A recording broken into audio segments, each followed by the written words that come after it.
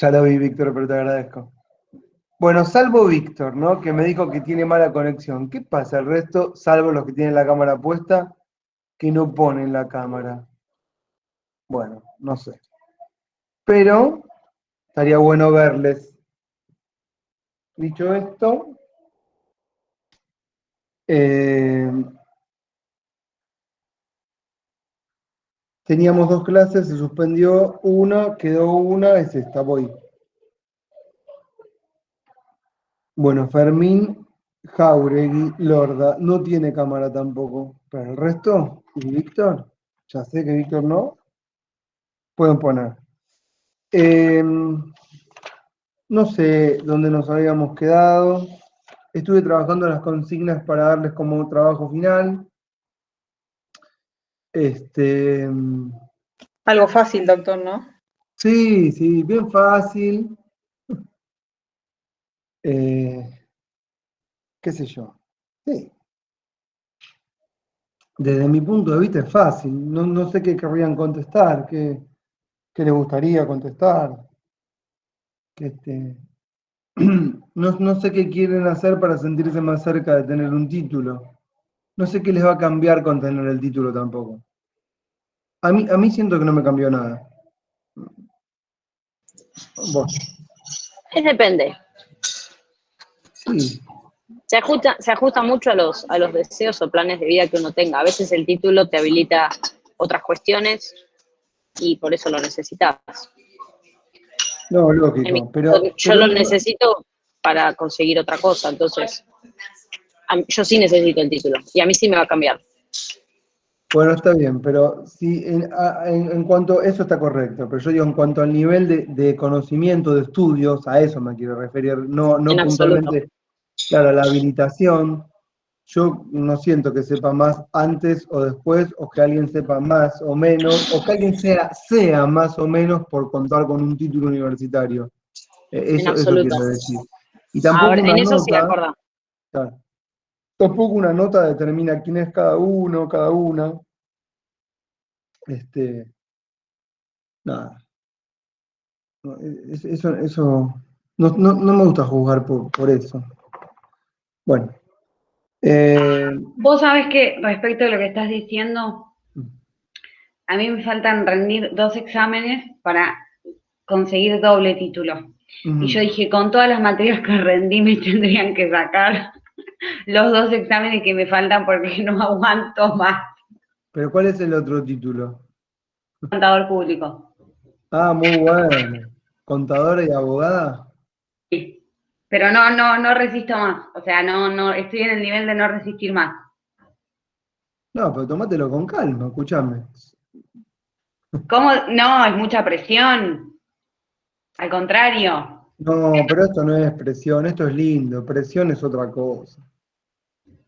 Esto disfrútalo. Esto disfrútalo porque fuera de joda, presión es otra cosa. No, tenés que pasarla bien. La facultad es uno de los momentos más lindos de la vida de las personas. Es Pero de los creo que más cuando te lindos. estás por recibir no es el momento más lindo porque es la segunda vez que me pasa y no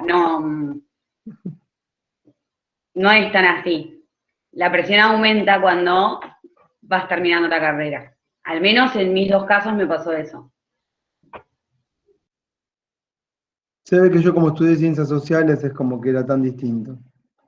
Yo me recibí con una que se llamaba Pensamiento Político Argentino, con Horacio González. ¿Lo conocen? El que era el director de la Biblioteca Nacional. Ahora anda más o menos, pero ya va a salir. Y cuando terminé la materia, sentí que no entendía nada y que no me merecía recibir. Decía, no me merezco recibir, no entiendo nada. Hice un trabajo de Borges que ni yo entendí lo que puse. Me fue bien, pero ¿viste cuando te ponen la nota de compromiso? Que sabes que es de compromiso. Yo dije, este me la puso de compromiso, pero saben que no entiendo nada. Te ponen un 8 porque sí. Y de ahí y me fui mal, cabizbajo, pensando, tengo que estudiar tantas cosas. Siento que hice la carrera como 15 veces ya, después de que me recibí. ¿Qué se recibió, doctor, aparte de abogado? Yo hice licenciatura en ciencia política, después hice sociología política comparada, eso me fui a París y estuve 2 años ahí. La verdad que la pasé mejor jugando al fútbol. que estudiando, técnicamente estudiando. Pero estudié, trabajé, la pasé bien, y tengo como un título en francés. Defendí un trabajo en francés, escribí el libro, hice todo completo. Dije, chao. Con esto estoy pipí cucú. Te faltó plantar el árbol. ¿Eh? Te faltó plantar el árbol. Me faltó. Pero tengo mis trabajos de jardinería. Bueno, no avanzo. Estoy hablando de cualquier cosa. Escúchenme. No sé dónde dejamos la vez pasada. Esto, ahí está. Estábamos con el trabajo. Bueno, así que yo les planteo más o menos los últimos temas, digamos, y después les doy las consignas para el trabajo, ¿está bien? Miren, si me acuerdo bien, la idea era profundizar el conflicto, que ya es conflicto económico y conflicto político, siempre es con económico y político, es lo mismo, ¿no? Post-revolución del 48, la Comuna de París de 1870 y el surgimiento de los fascismos y la crisis del parlamentarismo. Miren, todo eso metí como títulos, ¿no? Lo voy a volver a decir. La idea es un poco, entonces, ver qué pasó después de la revolución de 1848. ¿Qué revolución fue la de 1848? Tal vez yo lo mencioné, no me acuerdo qué vimos, hasta dónde, si trabajamos Tocqueville un rato. Tocqueville sí, creo que estoy mirando, es lo último que Bueno, creo que hiciste unas 2, 3 menciones de Tocqueville. Y leíste 2 páginas del libro y habías compartido ahí una está. pantalla del fragmento. Gracias, Teresa. La verdad que me viene bien. Entonces estamos más o menos bien porque se ve De que nada. esto lo mencioné. Lo que tenemos que entender es lo siguiente. Todo es política, ¿correcto? Eso no está mal. Todo es política. ¿Qué significa que todo es política? Bueno, que todas las cuestiones que en sociedad problematizamos, cuando las problematizamos, se convierten en cuestiones políticas. Eso naturalmente es así, ¿correcto? No puede pasar de otra forma y no tenemos que asustarnos porque eso pase. Estamos constantemente pidiendo que no se politice algo, y cuando ya planteamos que algo no se politice, tiene que necesariamente ser parte de la política porque es algo que discutimos en el terreno de lo público. Entonces es inevitable que eso va a pasar. Pero, por eso hay política educativa, política criminal, política económica, ¿sí? Política de caminos, política agraria, política, qué sé yo, asistencialista, y todos los derechos también son política, porque imagínense que todas las leyes que son parte de organización social se debaten en el Congreso. Eso es política, ¿correcto? Es natural, y está bien que, digamos, no sé si hay un bien o un mal, pero lo que uno aspira es que sea una discusión que sería del orden democrático.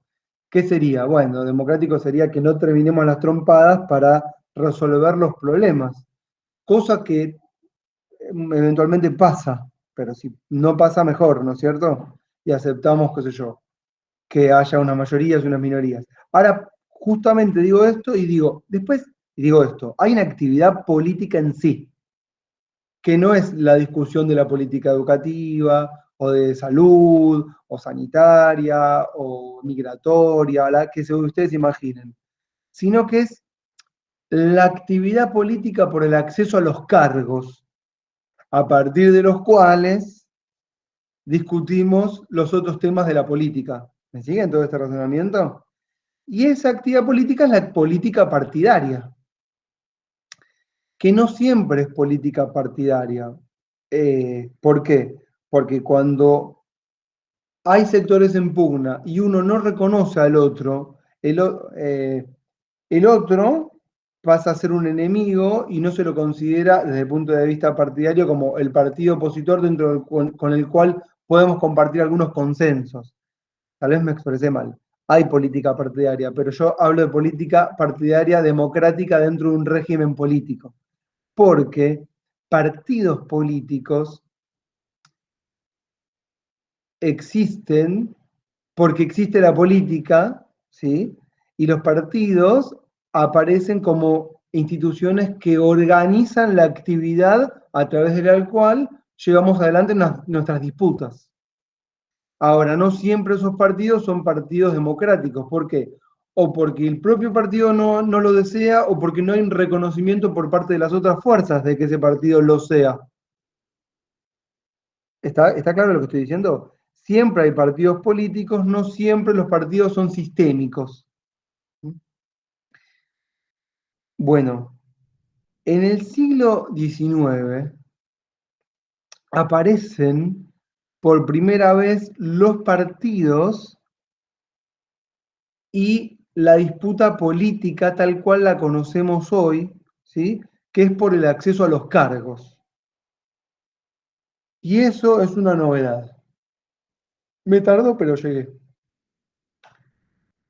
¿Cuál es la novedad? La novedad es que sectores sociales X se organizan institucionalmente, se agrupan y esas agrupaciones en torno de las cuales se juntan se autodenominan partidos políticos, que originariamente eran facciones. Una facción era vista como algo peyorativo, porque una facción se decía por parte de la ciencia política de la época, vamos a decir, mediados del siglo XIX, una facción tiende a disolver el todo y por lo tanto hay que evitarlas. Después, con el tiempo, las facciones se convierten en partidos y esos partidos, más allá de la enemistad política, pueden llegar a compartir algunos puntos en común que son específicamente los del respeto a lo que vamos a llamar el juego democrático. Esto no pasó en la mitad del siglo XIX, pero esta es una discusión, pero estas instituciones aparecen en la mitad del siglo XIX y vamos a, si quieren, vamos a decir, vamos a ver el sol o van a ver la luz, más o menos, tómenlo con pinzas, después de la Segunda Guerra Mundial.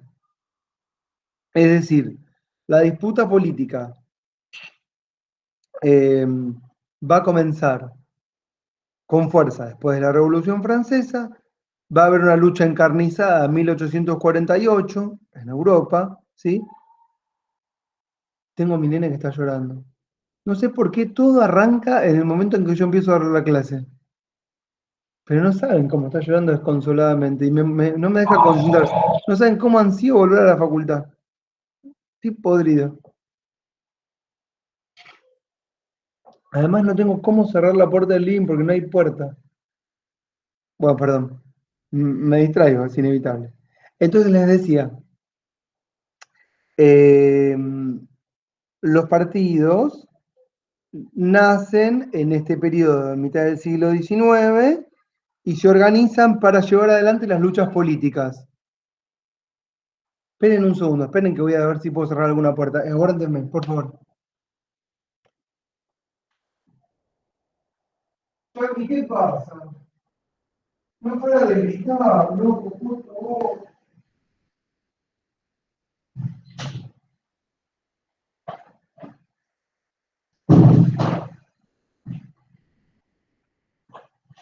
Ah, ahí estoy, perdón. Qué bárbaro. Sí, entonces, los partidos, decía, tenemos algunos que nacen por fuera de los parlamentos perdón que introduje esto, tengo que avanzar, y otros que nacen al interior de los parlamentos. Y entonces acá vamos a decir algo fundamental. Después de las revoluciones, los parlamentos son las instituciones, digamos, que congregan lo que sería la soberanía. Entonces, las fuerzas políticas que quieren gobernar entienden que es el Parlamento el lugar desde donde deben gobernar. ¿Sí? Las fuerzas políticas que se organizan en el Parlamento crean los partidos desde el Parlamento para organizar la actividad parlamentaria. Es decir, hay personalismos, yo sigo a Pirulito, yo sigo a Menganito, tal habla bien, nos agrupamos con tal, con cual, se organiza la actividad parlamentaria adentro del Parlamento.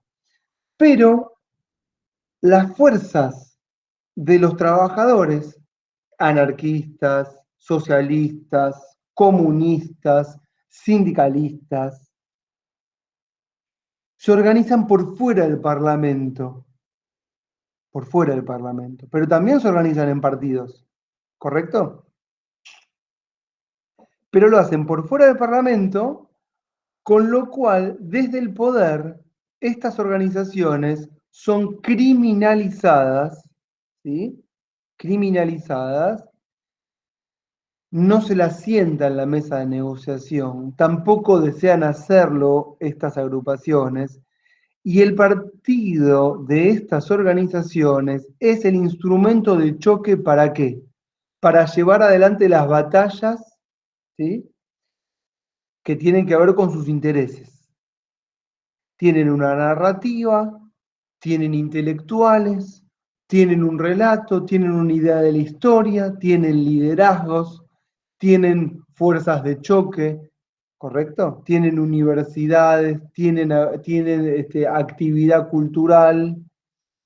Profe, perdón, ¿esto Sí, estás hablando en Europa en general o sí, un país? estoy hablando en Europa en general. Pero el partido que mayor, digamos, congregación tuvo, el mayor exponente de esto, es la socialdemocracia alemana. Si quieren, pueden tomar nota. Es un partido que nace a mediados de 1860, en la época de un gobernador muy importante de Alemania que se llama Bismarck, que desde el Estado, desde arriba, acá se está mezclando un poco todo, pero espero que me sigan, desarrolla o despliega, vamos a decir, un montón de políticas que vamos a llamar asistencialistas. No es una novedad, ya lo charlamos en las primeras clases, no es Bismarck el primero que despliega políticas asistencialistas.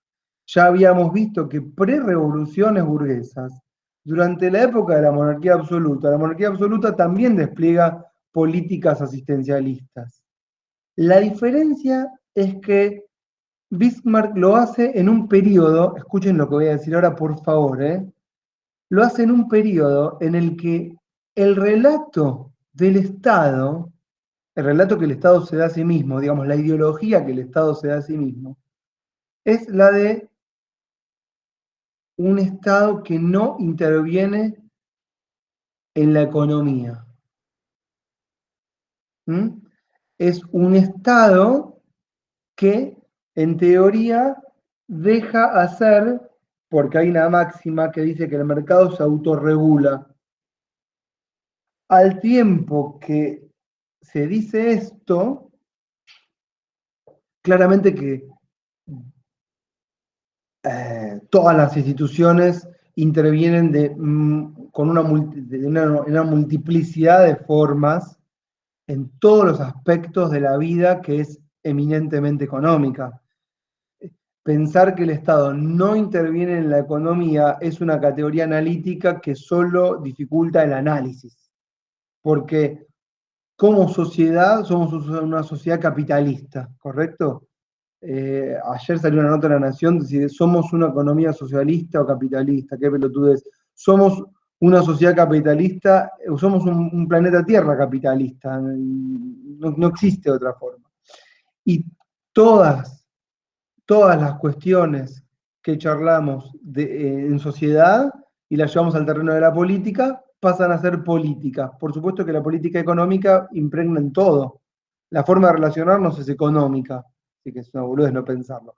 Pero ¿qué dice el Estado de sí mismo durante 1850, 1860, 1870? El Estado dice de sí mismo que es liberal y que no interviene en la economía, porque el mercado debe autorregularse. Esta es una idea que nace más o menos, escuchen, en el 1660, de la mano de la escuela fisiócrata y de la libertad de granos, en donde unos pensadores fisiócratas dicen, nosotros no tenemos que controlar los granos. El mercado se autorregula y el precio se ajusta solo de acuerdo a la oferta y la demanda y se autoequilibra. Esta es una teoría económica que claramente no tiene ningún, ¿cómo podemos llamar? No hay ninguna prueba empírica de que esto sea cierto, pero es el relato que el Estado se da a sí mismo. En este periodo en el que se dice que el Estado no interviene, Bismarck aplica estas políticas intervencionistas, ¿sí? Más que intervencionistas, perdón, asistencialistas. ¿Por qué? Claro, porque lo que se va advirtiendo con el desarrollo del capitalismo y las migraciones campo-ciudad es que cada vez más gente vive en la miseria. Gente que tenía un cachito de tierra, que trabajaba en lo que sería la pluriactividad, por ejemplo, era obrero de una fábrica, pero al mismo tiempo, cuando a la fábrica le iba más o menos, el obrero tenía su campo para su autoabastecimiento, el obrero que se iba al campo, pero a la ciudad, perdón, pero la familia que se quedaba en el campo que el obrero tenía y la trabajaba, y eran medio obreros golondrina, ¿vieron? Esto hay un periodo de la historia grande, 80, 90 años, en las que no hay una determinada, digamos, migración total en la que hay un desapego respecto al campo. La migración campo-ciudad es un proceso lento. Ahora, las crisis se van a volver totales cuando el obrero efectivamente no tenga ningún campo de autosubsistencia y solo dependa de su salario y su salario se le escurra entre las manos y los precios aumenten desenfrenadamente.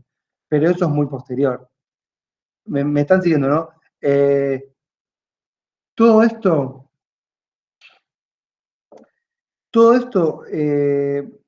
está pasando en los principales países de Europa occidental, en los que se da una ambivalencia, una importante actividad en el campo, pero también una importante actividad fabril, primero en las ciudades capital y después en las afueras de las ciudades, en lo que serían los conurbanos. ¿Por qué? Porque como había mucha conflictividad social alrededor de la fábrica dentro de la ciudad, algunos genios, estadistas, pensadores políticos, dicen hay que sacar a la fábrica de la ciudad y llevarla más afuera para que desaparezca el conflicto. Claramente el conflicto no desaparece, sino que se traslada. Pero si no me están siguiendo, díganme, estas relaciones que se dan en las fábricas y en el campo y en la relación campo-ciudad van creando diferentes imaginarios. Escuchen esto, en las grandes capitales la fuerza obrera es muy poderosa y tiene muy buena organización. ¿Por qué?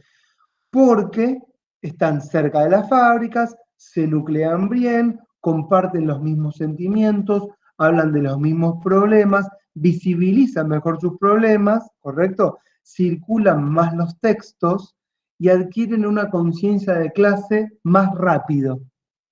En el campo, las ideas son más conservadoras, ¿sí? El imaginario pasa por otro tipo de cuestiones, hay otros relatos, ¿sí? Y hay una rivalidad con la ciudad desde el campo. Siempre es así, vieron que siempre es así. Desde el campo hay una rivalidad con la ciudad porque en la ciudad estaría el progreso y en el campo estaría el retraso de alguna manera. Así lo ven los de la ciudad y así lo sienten peyorativamente la gente que no vive en la ciudad y que quiere revalorizar lo propio, las cuestiones locales.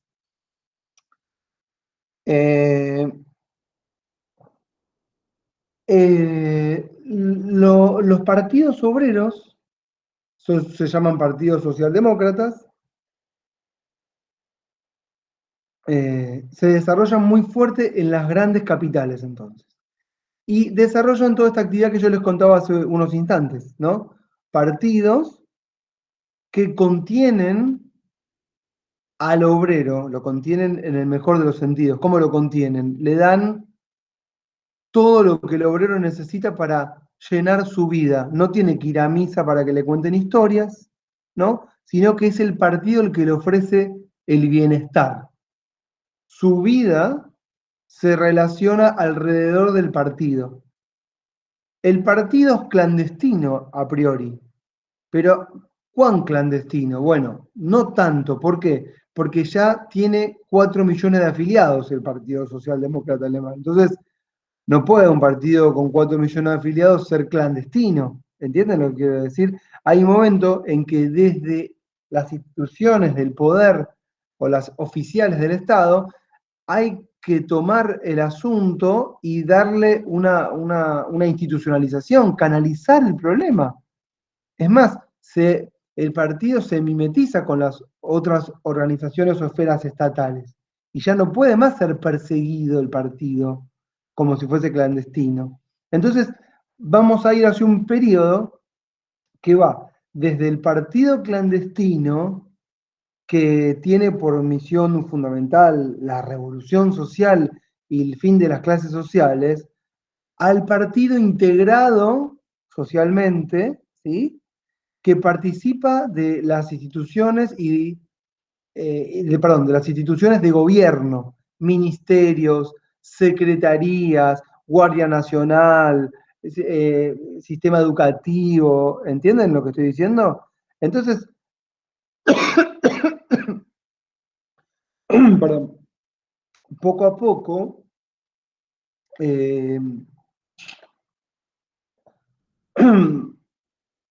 hay una especie de acoplamiento de instituciones que hacen que, escuchen, tomar el poder por las armas, utilizando el partido como instrumento de choque, ya no tiene sentido.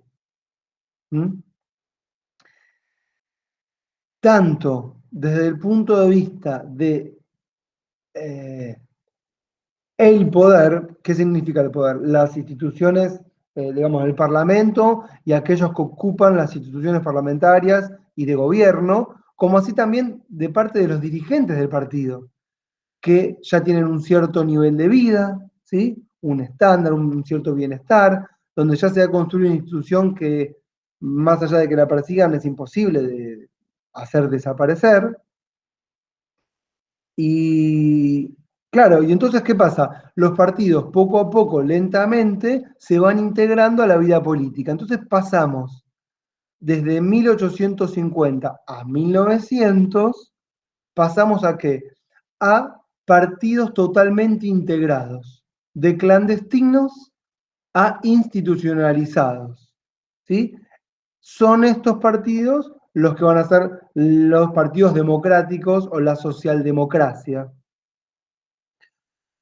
rivalizando con otro tipo de partidos que son, por ejemplo, partidos monárquicos, porque siguen defendiendo la legitimidad monárquica, o partidos, los partidos, por ejemplo, urbanos de clases medias se autodenominan republicanos. Partidos confesionales. ¿Qué son los partidos confesionales? Bueno, todos los sectores desplazados, digamos, de la disputa anterior, digamos, la iglesia disputaba el poder, digamos, de otra forma antes de las revoluciones, y post-revolución y en la época del laicismo, el sector religioso debe integrarse a través de la nueva forma de relacionarse en el poder. Entonces se forman partidos confesionales, partido cristiano, qué sé yo. ¿Correcto? De la democracia cristiana sería el mejor ejemplo.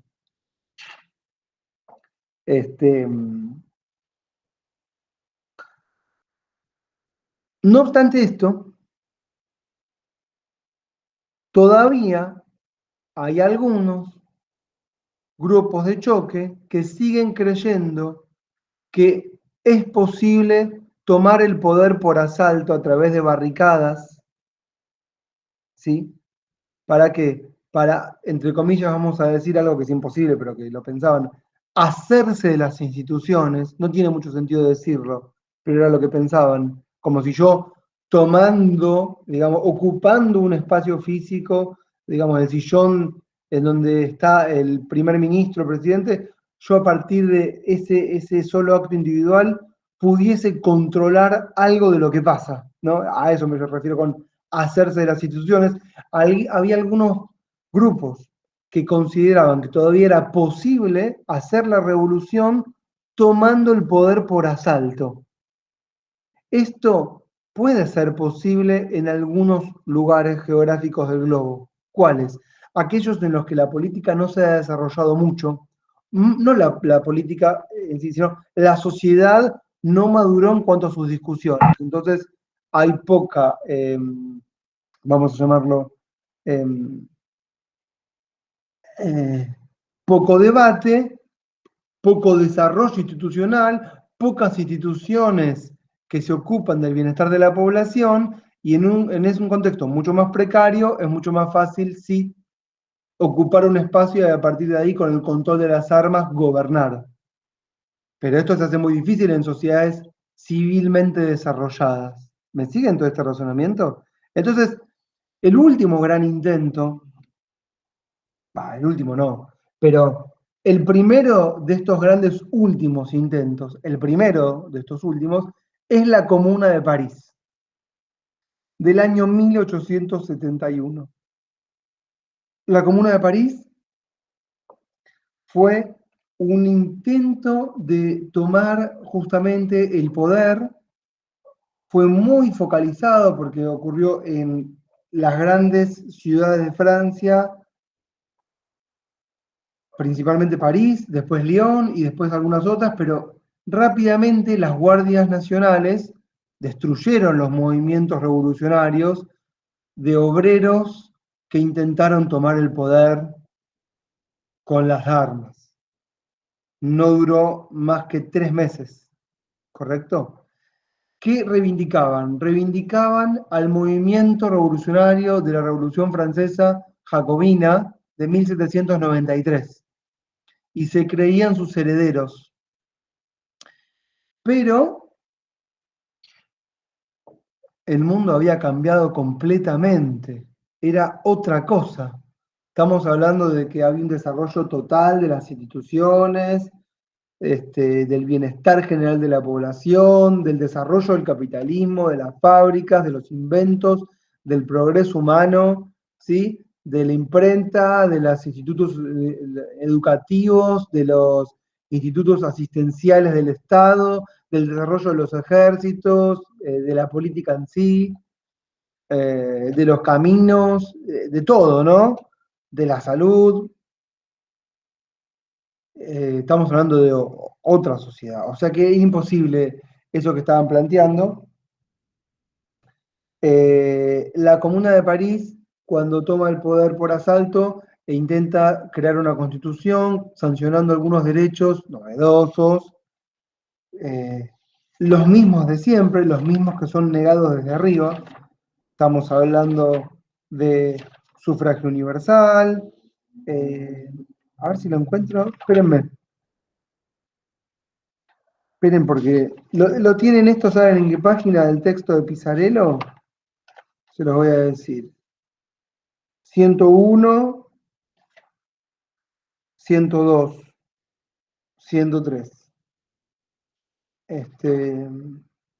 Y 104. Toda esa parte. Bueno, no sé dónde tengo los derechos consagrados, igual duró tan poco que tampoco tiene mucho sentido decirlo. Pero básicamente todo lo que tiene que ver con democracia directa, control por parte del pueblo de la actividad legislativa en el Parlamento, Sí, hay una mayor presencia femenina que no había habido en la primera etapa de la Revolución Francesa. ¿Cuál es el contexto de la Comuna de París? Bueno, no sé si saben, pero en 1848 asume el gobierno después de la Revolución un tal Napoleón, que es el sobrino del Napoleón I. Este se llama Napoleón Bonaparte, y va a gobernar desde 1851 con un autogolpe, ¿sí?, hasta 1871. Napoleón Napoleón controla todo su territorio y rivaliza con Bismarck, que es el gran líder de la potencia enemiga. Dejamos afuera a Gran Bretaña en este contexto. Bueno, hace un montón de guerras Napoleón, ¿no? Napoleón Bonaparte. Incursiones, países del tercer mundo, Siria, norte de África, controla vastos territorios, una expansión colonialista muy importante, pero la última gran guerra la hace contra Alemania, contra el imperio alemán. ¿Cómo gobernaba Napoleón? Bueno, controlaba a todo el territorio francés, dando tierras a los pequeños propietarios, ¿sí? Y así, de esa manera, tenía una buena parte de la población que estaba muy contenta con sus políticas de reparto. También gobierna con la creación de valores nacionales, ¿sí?, y con un fuerte control de la población y fuerte disciplinamiento y encierro y encierros, digamos, en instituciones. Lo que sería una especie de gran disciplinamiento de la población y control en lugares cerrados. En 1871 incursiona contra Alemania y el imperio alemán, bueno, contraataca, avanza, llega a París, sitian París, septiembre de 1870. Los comuneros se arman para defender París, pero las autoridades del gobierno francés pactan con el imperio alemán, ¿para qué? Para dejarlos entrar y que repriman a los obreros. Porque el gobierno, miren lo que vamos a contar ahora, el gobierno advierte que el gobierno, estamos hablando del gobierno realista, que es el gobierno que controla los grandes empréstitos nacionales, las tierras, los negocios, ¿correcto? Advierte que el enemigo no está del otro lado de la frontera. El enemigo no es el imperio alemán, el enemigo es el obrero interno que está atentando contra la propiedad privada, o con ideas locas como por ejemplo la progresividad fiscal, o el derecho de sufragio universal, o el derecho de reunión, o por ejemplo la loca idea de establecer un salario mínimo, o otra loca idea, por ejemplo, la que sería de tener un ministro de trabajo que defienda los derechos de los trabajadores. Todas ideas, entre comillas, locas, que después van a tener un reconocimiento postguerras, ¿no? Los obreros, al defender París, se alzan en armas, se arman, tienen armas, pero son reprimidos por la Armada Alemana. Después se retiran, se quedan con algunos territorios y son todos los comuneros masacrados. ¿Está lo que estoy contando? Esta experiencia de la Comuna de París, justo se cumplieron 150 años hace un mes. Bueno, fue muy importante porque, miren lo que les voy a contar. Los marxistas ortodoxos, yo no sé si saben quiénes son, pero son aquellos que creen que la revolución comunista es un hecho inevitable de la historia. Yo creo que lo hablamos. ¿Qué significa que la revolución es un hecho inevitable de la historia? Los marxistas ortodoxos creen en el marxismo cual ciencia social que está estableciendo una verdad. ¿Cuál es la verdad? La verdad es que lo que inevitablemente va a pasar es el fin de las clases sociales. Ya sabemos que esto es verdad. No sabemos cuándo, pero en algún momento va a pasar. ¿Eh? Esto es lo que se llama el fatalismo de la historia. Hagamos lo que hagamos, la historia tiene un destino final. Podemos acompañar a la historia o ser un obstáculo. Eso piensa el marxismo ortodoxo. En este sentido, muchos creyeron ver en la Comuna de París qué cosa. Bueno, la dictadura del proletariado, que era esa instancia intermedia que creían los obreros iba a ocurrir antes del fin del capitalismo. Bueno, claramente no era, no lo fue. Pero todos creyeron ver en la Comuna de París la dictadura del proletariado.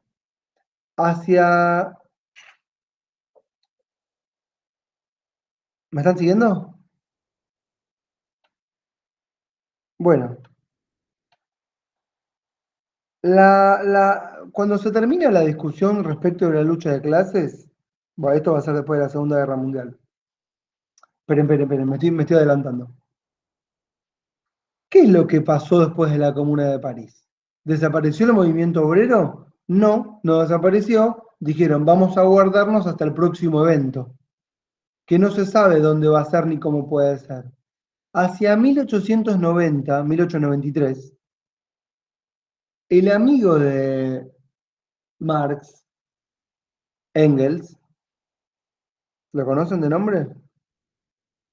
Sí, Bueno, profe. gracias, Víctor. El amigo de Engels, de Marx, perdón, Engels, escribe un prólogo a un texto de Marx que se llama La lucha de clases en Francia. Y en este prólogo, lo escribe unos meses antes de morir, es como una especie de testamento político, en donde el líder le deja al movimiento una enseñanza respecto de cómo debe seguir el camino hacia la revolución. Bueno, ¿cómo debe seguir? Y ahí Engels dice, bueno, a ver, la lucha de barricadas, poniendo unas barricadas en una esquina y atrincherándonos, que en 1848 con mucha hidalguía llevamos adelante, bueno, ya no va más. Nosotros pensábamos en 1848, dice Engels en 1893, pensábamos que 1848 era el fin del capitalismo. Y en 1893 dicen, miren todo lo que pasó, estamos años luz del fin del capitalismo. De hecho, no va a terminar, ya está. Antes vamos a autodestruirnos, ¿no? No va a desaparecer el capitalismo. No sé qué piensan, yo tampoco sé qué pensar de esto. Pero claramente eso que estaba pensando Engels ya no iba a pasar. Todavía él creía que sí. Pero dice, estamos muy lejos. Fíjense cómo han evolucionado incluso, por ejemplo, las ciudades y el desarrollo del partido. Por ejemplo, las ciudades. Ya hay avenidas anchas. ¿Para qué? Para el rápido desplazamiento de las tropas, ¿correcto? Grandes diagonales, ejércitos profesionales organizados en torno del Estado, ¿correcto? Una barricada es insuficiente, no hay donde esconderse. Por eso piensen en el marxismo, qué sé yo, guevariano, si quieren, el Che Guevara, que lo plantea en América Latina. Fíjense que él dice, para pelear tenemos que irnos a la selva. ¿Por qué hay que irse a la selva? Porque en la ciudad no puede ganar un movimiento obrero, digamos, en grandes ciudades con anchas avenidas, con tanques, con fuerzas del orden, con una profesionalización como jamás hubiésemos imaginado. Es imposible. Entonces, Engels dice, bueno, ¿qué tenemos que hacer? Y dice, tenemos que participar del Parlamento. Fíjense que lo decía, miren lo que voy a decir ahora, sin advertir el mundo de hoy. Él decía, Vamos al Parlamento, decía Engels, porque primero no vamos a tirar por la borda todo lo que construimos con el partido. Somos un mega partido. Segundo, si vamos al Parlamento, podemos llegar a otras voces que de otra forma no nos escuchan, pero desde el Parlamento nos escucharían. Y asimismo, dice, cada 3 años, las elecciones eran cada 3 años, podríamos tener un recuento de nuestras fuerzas, saber cuántos somos, quiénes nos votan, ¿sí? Y además, si vamos al Parlamento, dice Engels, vamos a poder exponer nuestras ideas libremente y que ellos defiendan sus ideas. Quiero ver cómo ellos argumentan, por los conservadores, los parlamentarios, los monárquicos, cómo ellos argumentan en contra de los derechos de los trabajadores. ¿Qué van a decir? Claro, hoy nos harían problema porque la mentira es un recurso habitual, ¿no es cierto? Pero en ese momento había otra idea, no existían los medios de comunicación tal cual hoy, el desarrollo es distinto. Entonces, dice Engels, tenemos que salir de la clandestinidad. ¿Me siguen? A partir de este razonamiento va a surgir toda una corriente al interior del mundo del trabajo que se va a considerar revisionista. ¿Qué es revisionista? Que va a cuestionar los postulados marxistas de la lucha de clases y que va a empezar a pensar, che, no nos está yendo tan mal. ¿Mm?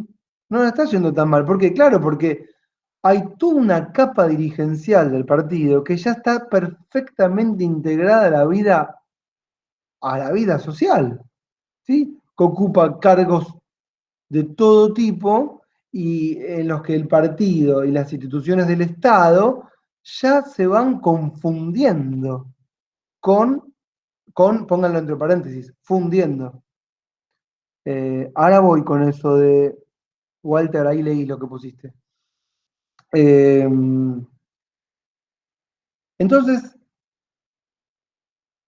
hay una integración de un montón de capas, escuchen, medias que pueden ser profesionales o de dirigencia que se integran a la vida social y específicamente a las instituciones políticas por excelencia, los partidos políticos, ¿sí?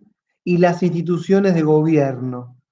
Un gobierno con instituciones cada vez más importantes que empiezan a desarrollar otro tipo de clase social, que no son ni obreros, ni sectores medios profesionales, tampoco, ni tampoco industriales, sino que son burocracia. Aparece un nuevo actor, la burocracia.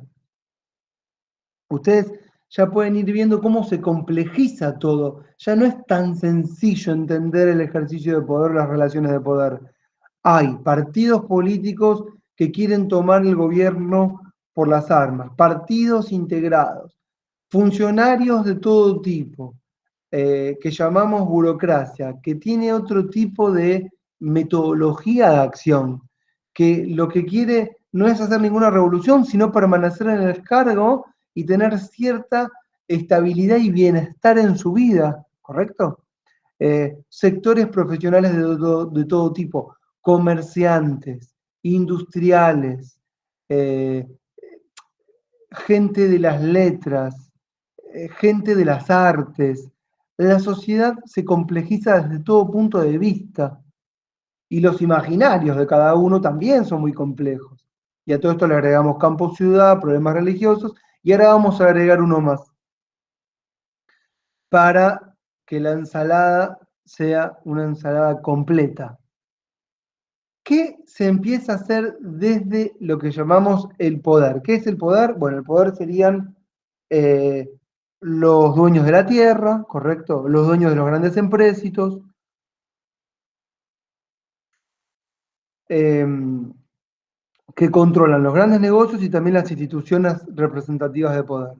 Bueno, en la lucha, escuchen, en la lucha por neutralizar el poder del mundo proletario, consideran que hay que ganar a los obreros para el imperio. La voy a volver a repetir. Consideran que hay que ganar a los obreros para el imperio. ¿Esto qué significa?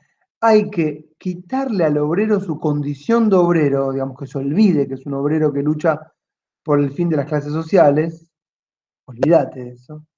¿Para qué? Para pasar a ser un nacional, ¿sí? Que tiene derechos por pertenecer a un territorio, ¿m? Y que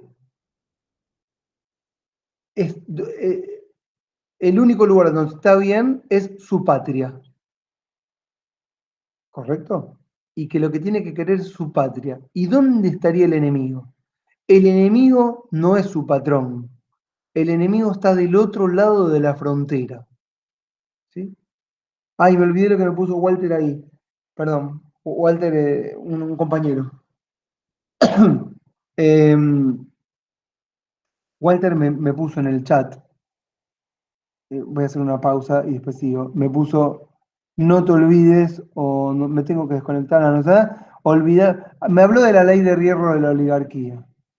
Y bueno, esto es un concepto que hace referencia a algunos autores, cientistas sociales, de fin del siglo, o de 1875, específicamente 76, se llaman, los menciono para que sepan, Mosca, Gaetano Mosca, Wilfredo Pareto y Robert Michels, tres tipos que teorizan respecto al poder, se alejan claramente de la teoría jurídica clásica y dicen en un momento, acá lo que estamos viendo es que hay un montón de sectores sociales, pero las clases que representan a esos sectores sociales, con el tiempo se desprenden, dejan de representarlos para representar sus propios intereses.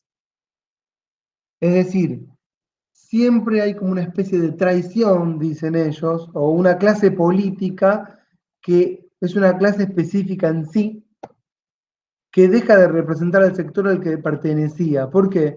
Y porque se separa con el tiempo, y tal vez si no son, ellos son sus hijos, se separa y tiene un cierto bienestar y se olvida de los representados. Y empieza a tener una actividad política propia, porque la actividad política es una actividad política en sí. Y bueno, miren, se junta un poco con lo de la burocracia. Un montón de gente, a partir del fin del siglo XIX, empieza a vivir, no, escuchen lo que voy a decir ahora, no para la política, sino de la política. Un montón de gente, la burocracia, la dirigencia, vive de la política. La política es su medio de vida. No vive por una causa, para pelear por una causa y dejar los ideales al estilo revolucionario, sino que vive de la política, ¿sí? Y puede tener convicciones o puede, como diría Groucho Marx, cambiar esas convicciones por otras si no son del agrado de uno, pero vive específicamente de la política. Entonces hay todo un sector de la sociedad que se desprende del sector a quien dice representar, y esto complejiza aún más. Bueno, y ahora vuelvo a donde estaba. Durante el periodo 1860 y 70 y 80, desde el poder para neutralizar a las fuerzas obreras,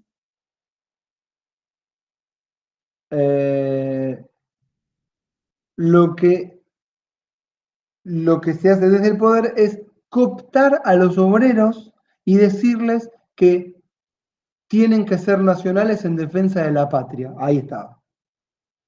Esta es una idea que tienen que tiene mucha cabida en Alemania, ¿sí? A partir de un teórico que se llama von Stein, no sé si lo escucharon sentir, que dice justamente esto, hay que ganar a los obreros para el imperio. ¿Mm? Y poco a poco, desde el poder, creando fechas patrias, valores patrios, desfiles militares, marchas, momentos épicos, cohesión nacional, nos vamos preparando para qué. Bueno, para lo que va a ser el fascismo, ¿sí? Poco a poco, el temor digamos, por parte del poder a la lucha obrera, va creando una especie de cultura nacionalista y después fascista, en donde empieza a haber enemigos, primero del otro lado de la frontera y luego el enemigo interno, la persecución interna. ¿Mm? Claramente, para que exista un fascismo o una persecución interna, tiene que haber un grado muy importante de disciplinamiento y de convencimiento. Y esto se da gracias a una fuerte burocracia, ¿sí?, local en cada país, ¿correcto?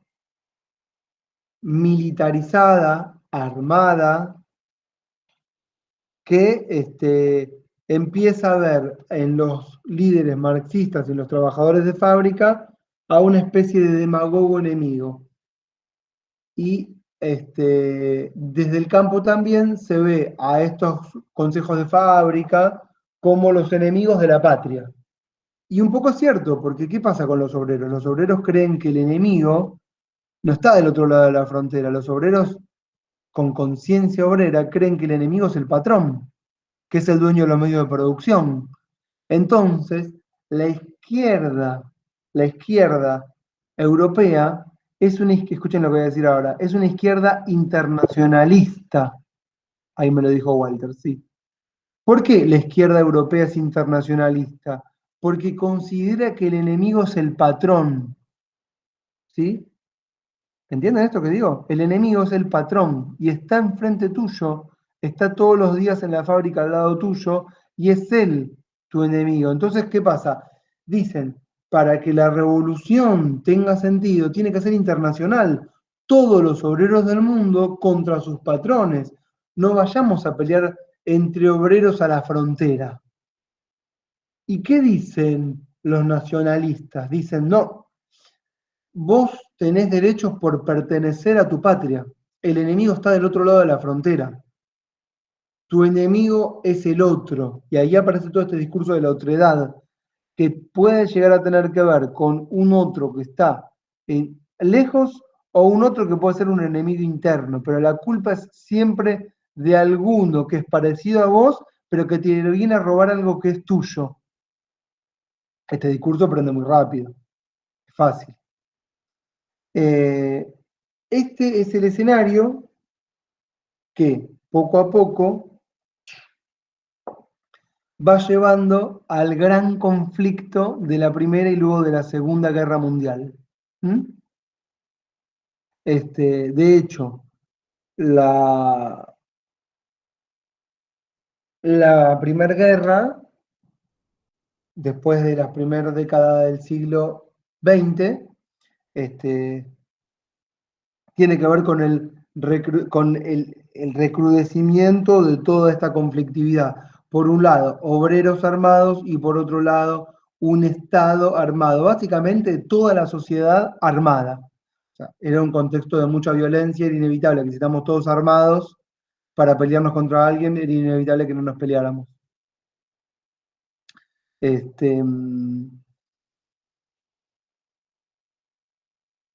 De hecho,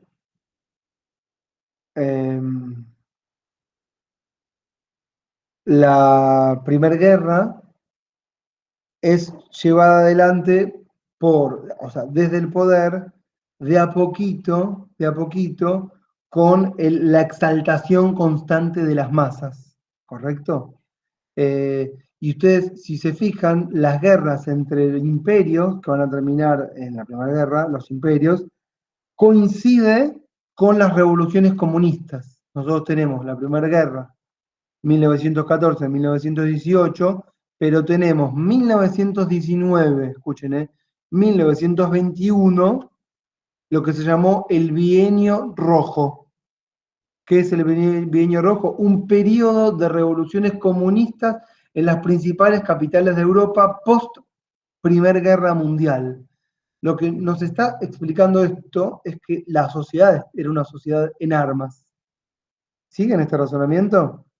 Y por supuesto que las revoluciones que el marxismo creía se iban a dar en los países desarrollados comienzan a ocurrir en los países que no son considerados los más importantes. Y ahí tenemos, por supuesto, la Revolución Rusa de 1917, que le plantea un montón de conflictividad al movimiento comunista. No me tengo que meter con esto porque no es parte de la clase, porque, bueno, todas las predicciones del comunismo marxista, de que se iba a dar en lugares de desarrollo capitalista, donde hay obreros conscientes, todo eso en Rusia no pasa, era una sociedad campesina, ¿sí? Y las revoluciones son revoluciones de campesinos pobres, en contra de estados opresores. ¿Sigue todo este desarrollo? Es interesante que ustedes vean que este periodo es un periodo en el que hay tres grandes ideas, pero una sobre todo fundamental, la crisis del liberalismo económico. Esa es una idea fundamental que va a hacer surgir las otras. Desde 1890 en adelante, la crisis del liberalismo económico es muy importante. ¿Por qué? Porque los parlamentos, como formas de gobierno, no dan respuesta a la gran conflictividad social. Es decir, la sociedad es un polvorín, estamos todos armados, ¿correcto? Desde los parlamentos de los gobiernos europeos se plantean soluciones que son maquillaje y que no solucionan nada. Entonces empiezan a surgir un montón de corrientes de pensamiento que dicen, el liberalismo fracasó, el parlamentarismo fracasó, el parlamento no sirve para nada. No, ¿por qué no sirve para nada? Porque no gobierna. ¿Qué pasó? No gobierna el parlamento. El comunismo crece, el fascismo crece, y con este crecimiento de estas ideas, lo que se va cuestionando cada vez más es la idea de que una constitución liberal puede organizar la vida política de una sociedad totalmente complejizada desde el punto de vista que la miren. Y esto va a dar lugar a una segunda corriente de constituciones, que ya lo saben, lo tienen que haber visto, no sé, que son constituciones que no vamos a llamar sociales, porque no tiene sentido llamarlas sociales. Son nuevas constituciones que vienen a modificar las anteriores. ¿Por qué? Porque las anteriores no dan respuesta. ¿Y estas qué vienen a hacer? Bueno, plantean un escenario súper complejo. ¿Por qué? Tenemos, por ejemplo, una constitución en México que viene de la mano de una revolución campesina indigenista. ¿Y cómo explicamos todo eso? Bueno, no lo vamos a explicar ahora porque me quedan 15 minutos. Pero claramente lo que le está agregando a la ensalada es más ingredientes. Tenemos, por supuesto, una constitución en 1918, rusa, ¿sí? Que dice que la soberanía es de los trabajadores. El soberano no es el pueblo, el soberano no es el parlamento, el soberano no es la nación, el soberano es el trabajador. Mira qué fácil. La soberanía reside en los trabajadores. Esto lo plantea Moreno cuando dice hay que hacer una empresa, que dice la empresa no tiene que ser pública, tiene que ser de la CGT. ¿Por qué dice por qué? Porque tiene que ser de los trabajadores que institucionalmente defienden a los trabajadores. Y esto lo planteaban en Rusia en 1918. Tenemos una constitución en España en 1931, ¿sí? Del Frente Popular, que intenta amalgamar todo esto, pero también dándole protagonismo a qué cosa, a las comunidades locales. Lo menciono porque esto que pasa en España pasa en muchos países. Comunidades, ¿sí? O que son naciones antes de la existencia del Estado y que no soportan que el Estado sea gobernado desde una capital. ¿Por qué? Porque anulan las idiosincrasias locales. Y tenemos, por supuesto, la Constitución alemana, que ya habrán visto, que se da en el periodo, en la ciudad de Weimar, que es cierto, incorpora un montón de elementos que tienen que ver con lo que llamamos derechos sociales, reconocimiento de las agrupaciones de los trabajadores, pero que claramente es liderada, escuchen, esa constitución, por un grupo que todavía cree en el parlamentarismo. La constitución de Weimar del 17 cree en el parlamentarismo, no en el parlamento en sí, pero dice, bueno, hay que darle un nuevo rol al parlamento, de la mano de Max Weber y otros autores, y dicen, bueno, que el parlamento haga algo, porque no está sirviendo para nada, desde la revolución a la época no es un pirulo. ¿Qué puede hacer el parlamento? Dice Weber. Bueno, que elija al presidente, que el parlamento elija al presidente, démosle un rol al parlamento. Pero esa constitución y esa corriente intelectual de pensamiento de ese periodo, 1917 al 20, fracasa rotundamente. Fracasa rotundamente. Y después de esa constitución va a venir un nuevo periodo de escuela de pensamiento constitucionalista que es no liberal, sino fascista, ¿sí? Que cree en la ideología del ser alemán, ¿sí? Y que cree que tiene que haber una constitución del ser alemán para los alemanes, una ideología que es propia, en donde rivalizan con toda la cultura occidental que la ven como amenazante de su propia idiosincrasia. Es en este marco que surge toda una nueva corriente, digamos, de pensadores constitucionalistas, después olvidados, pero acá aparece Heidegger, acá aparece Carl Schmitt y un montón de otros pensadores que creen en un constitucionalismo nacionalista, ¿correcto?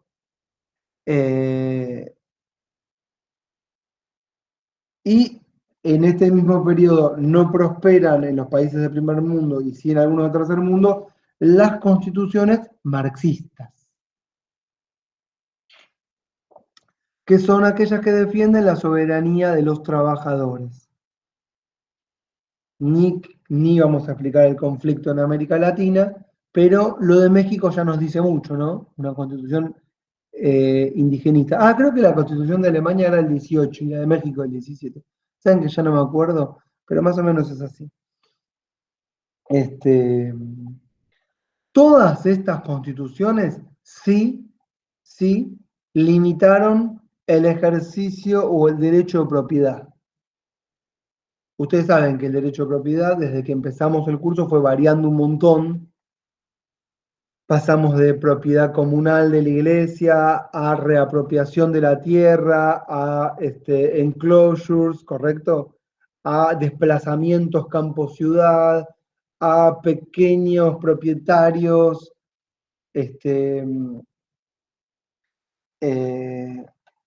a la idea de la propiedad a través del trabajo y que yo me puedo apropiar de lo que hago y eso sería propiedad, a la idea de tener un cachito de tierra, al gran latifundio,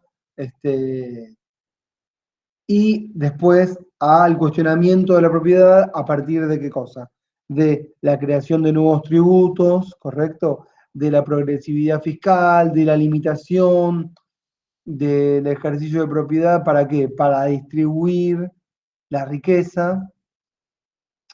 Todo esto se terminó después de la Segunda Guerra Mundial. ¿Cuándo? Cuando se dejó de hablar de la propiedad y pasamos a hablar del monto del salario. Lo voy a decir, con esto vamos a terminar y voy a hablar de las consignas. En un momento determinado, dejamos de hablar de la lucha de clases y del fin de la propiedad privada. Ya no es un tema el fin de la propiedad privada, no existe ni como idea ni como realización. No. ¿Y de qué hablamos? Del monto del salario. ¿Quién habla del monto del salario? Bueno, las patronales obreras que aceptan de alguna manera la derrota no es que es consciente, pero Marx tenía una concepción del capital y del trabajo totalmente distinta de la que hemos naturalizado. La que naturalizamos es la idea de que hay un valor que se relaciona con la oferta y la demanda, pero en la teoría marxista lo que hay en realidad cada vez que vemos un objeto es explotación. Yo veo el mate y él ves el mate y acá, ¿qué vería Marx? Marx no vería un mate que tiene un precio de valor de mercado, vería que hay trabajo encerrado, no remunerado y explotación, ¿correcto? Y contradicción de fuerzas, dueños del medio de producción y dueños de la mano de obra que fabricaron 1 millón de mates y que solo ganaron en una hora una migaja, un pedacito de yerba que está acá adentro. Bueno, cuando ya eso lo naturalizamos y hablamos de cuánto nos corresponde el salario, lo que estamos charlando es la aceptación de que la sociedad siempre va a ser injusta. Qué final trágico, ¿no? Sony 20. Estoy cansado. ¿Les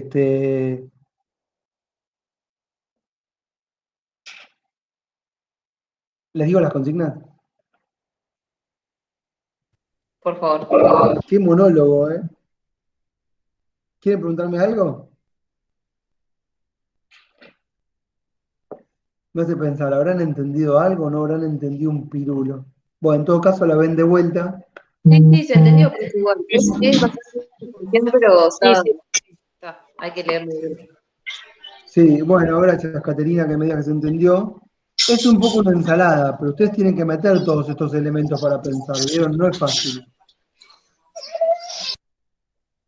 Es importante que, a mí me gustaría, como legado, vamos a decir, ustedes, ustedes pueden tener su ideología, deben tenerla, que no sé cuál es, no me importa, en el sentido de que no me tiene que importar, ni yo sé cuál es la mía, pero me interesa que piensen, eso es lo que más me importa.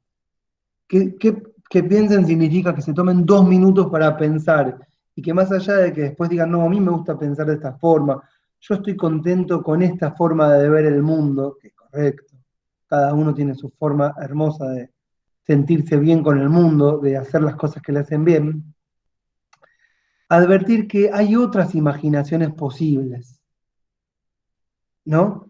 Y eso nos constituye en no dueños de la verdad. Ni yo como profesor, ni ustedes, ni aparte el profesor es más que los alumnos, ni viceversa, ni nada que tenga que ver con eso. Pero pienso que a partir del reconocimiento de que hay otras imaginaciones, un mundo mejor es posible. Porque entendemos que el otro tiene otra forma la otra, el otro, tiene otra forma que tenemos que considerar. Eso es lo mejor que nos podría llegar a pasar, ¿no es cierto? Bueno, eso pienso, por eso yo digo las cosas que creo con libertad, porque las digo con la libertad de saber que cada una puede decir las cosas que quiere con libertad. Es lo más lindo. Bueno, me gustaría que de esta misma forma hagan el trabajo.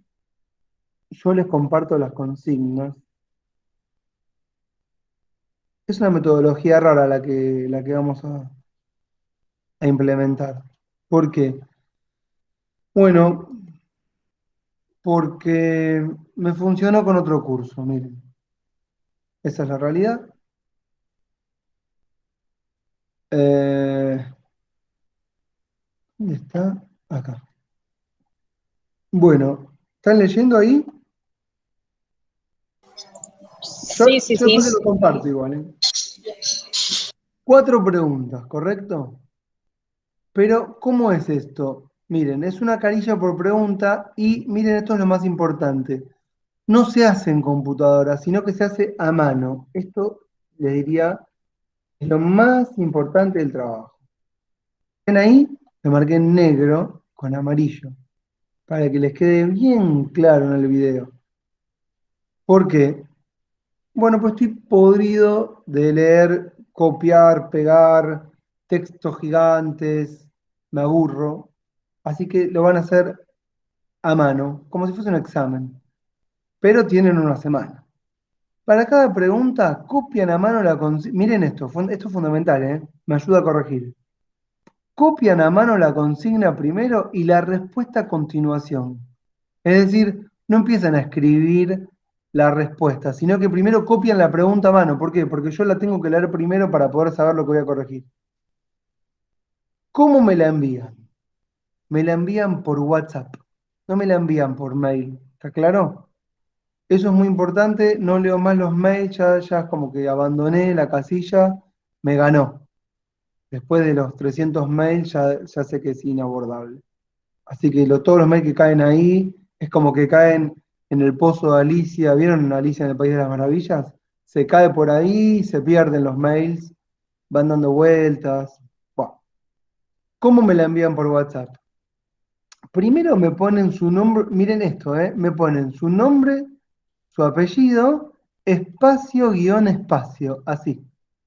Nombre, eso es lo primero que me mandan no sé, Carla Pérez, espacio, guión, espacio, enter. Y eso es lo primero que me mandan por WhatsApp. Después me ponen el nombre del curso, constitucionalismo económico o constitucionalismo social.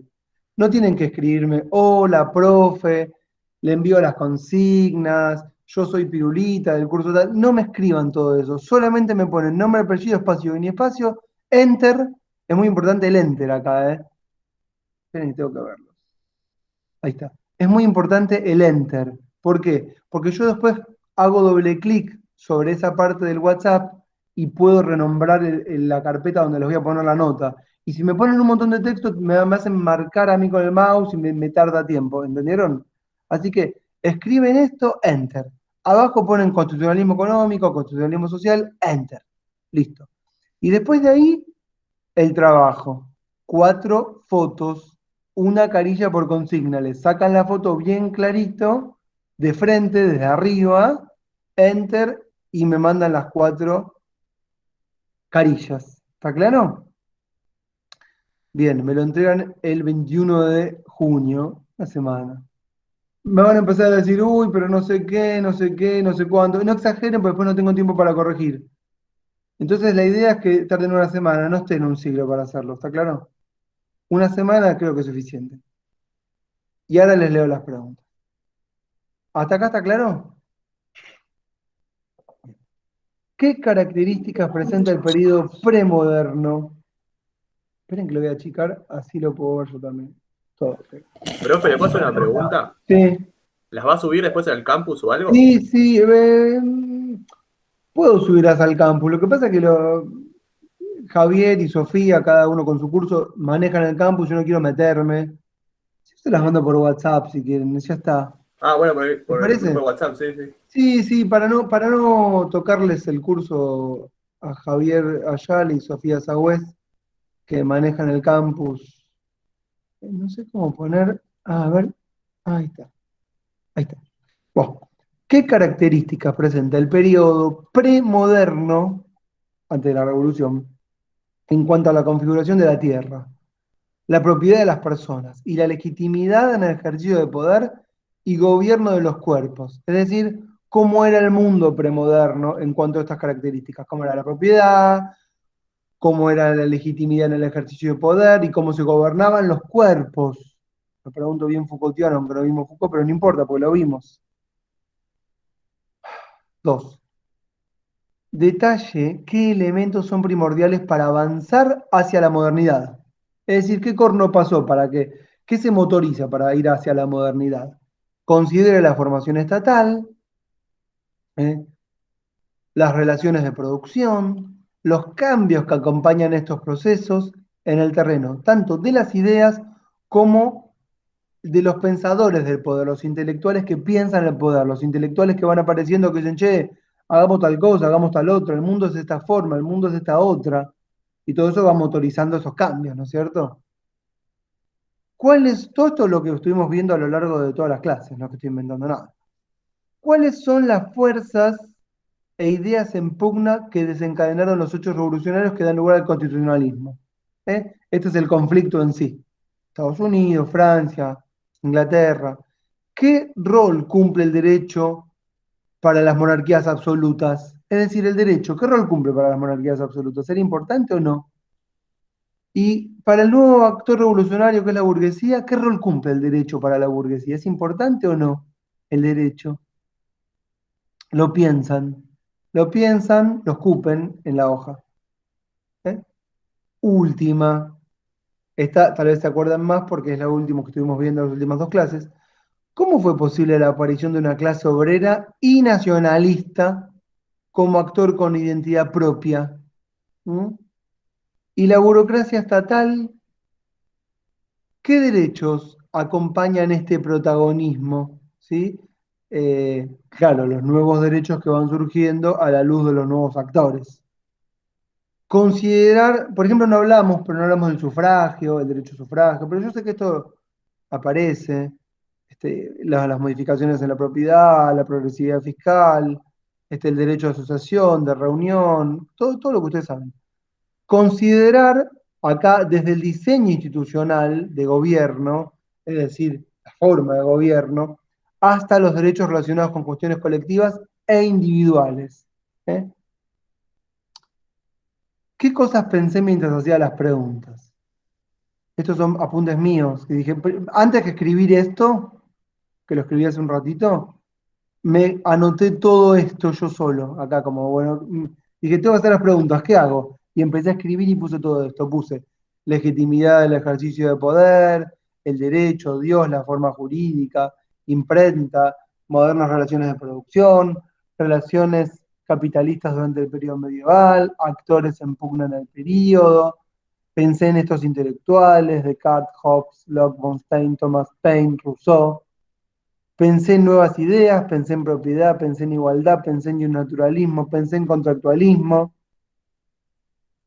pensé en nuevas formas de gobierno, pensé en absolutismo, en republicanismo, en democracia. Todas estas cosas son las que yo pensé antes de hacer las preguntas. Es como si fuese mi borrador. ¿Vieron cuando hacen una cuenta de matemática? Para mí no lo digo, ¿no?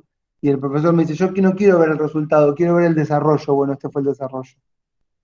Pensé en las revoluciones, pensé en independencias, pensé en parlamentarismo, pensé en estados-nación, pensé en estados obreros, pensé en sufragio, en reforma impositiva, en progresividad fiscal, en jacobinismo, en proletariado, en nacionalismo.